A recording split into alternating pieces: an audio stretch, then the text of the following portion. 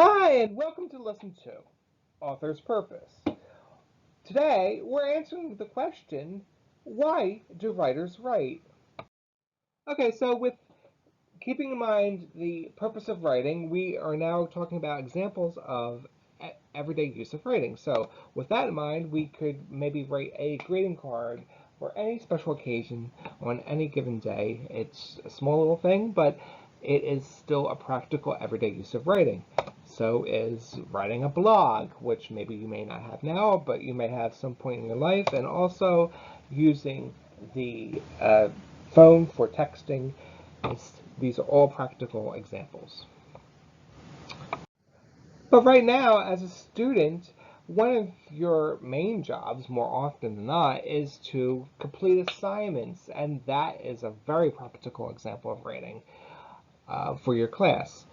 Another example would be writing a handwritten note or filling in a job application for those employees that require a written application.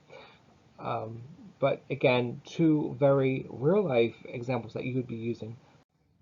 The main idea is that when we have a message to communicate, we have a purpose or reason for writing.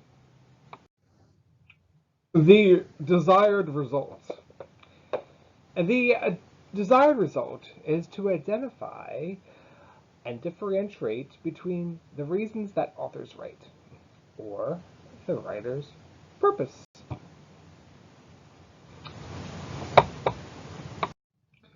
Author's purpose. Well, all authors have a main reason why they write, and specifically this is the author's purpose. It is generally understood that authors have life experiences or even beliefs that are the influences behind the purpose of their writing, and therefore that's why they write whatever they write. For example, uh, someone would be or might be very interested in writing in the beach. A person could have a blog, or it could be their favorite travel spot, or they're comparing beaches, etc., etc. There are definitely practical uses in everyday situations for writing. So there are four main reasons why people write. Just like in this delicious looking picture, the reasons form the word pied with a D at the end. Pied. So you have P for to persuade, I for to inform, E for to entertain, and D for to describe.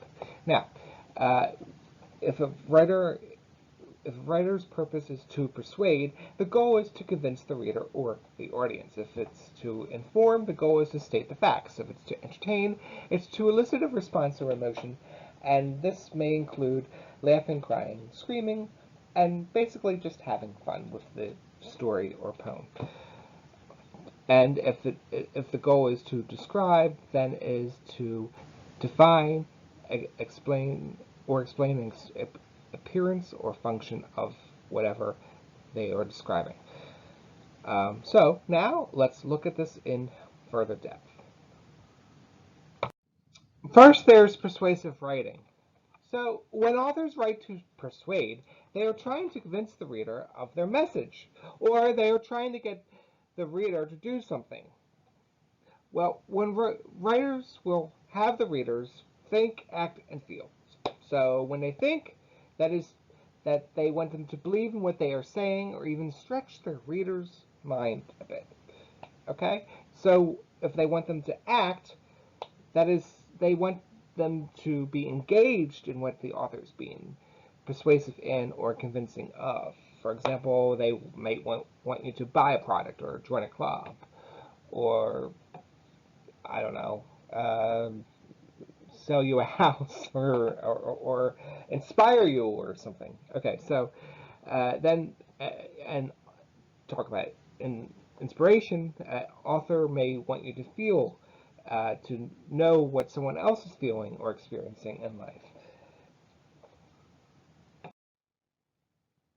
Examples of why an author would want to persuade people would be in a letter or a speech or an advertisement or an editorial. And of course, in this day and age, you probably are seeing an overload and an abundance of all four of these, and maybe even more, and maybe even variations of each.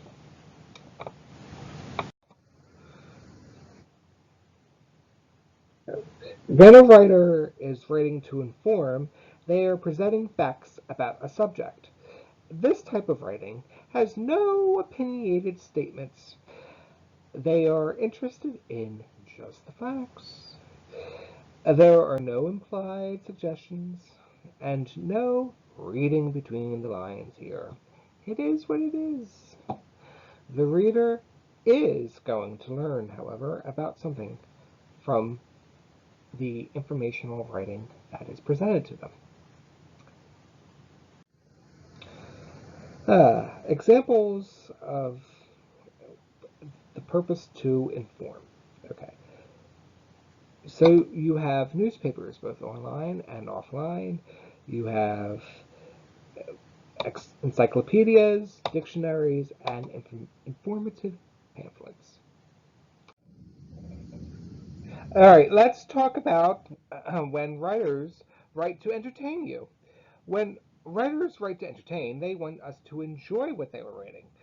So sometimes they want to make us laugh with a funny story, or make us cry with a sad story or poem, or even scream because of a scary or intense experience happening to a character or the main interest of the story or poem.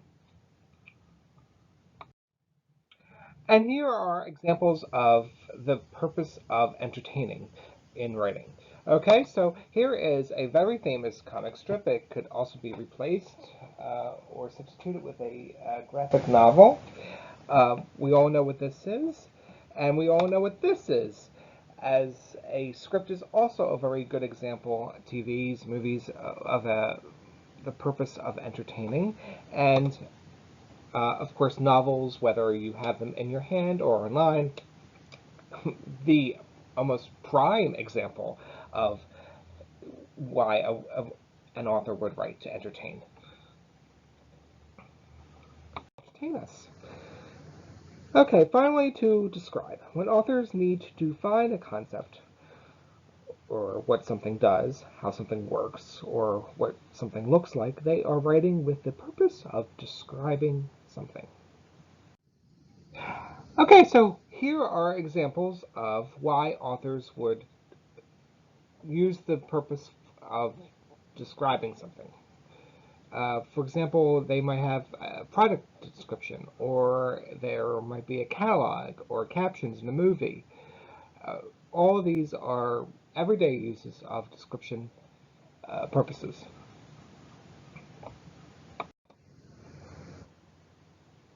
Well, how do you know which purpose is which? Which is which? The reason something is written is usually determined by the main idea of the passage, or what the text is mostly about. Also, think about why the reader would even read the passage to begin with.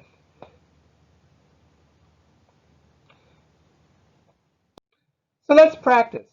Okay, so we have the four islands of author's purpose here. We have describe, the island of description, we have the island of entertainment, we have the island of information, and the island of persuasion.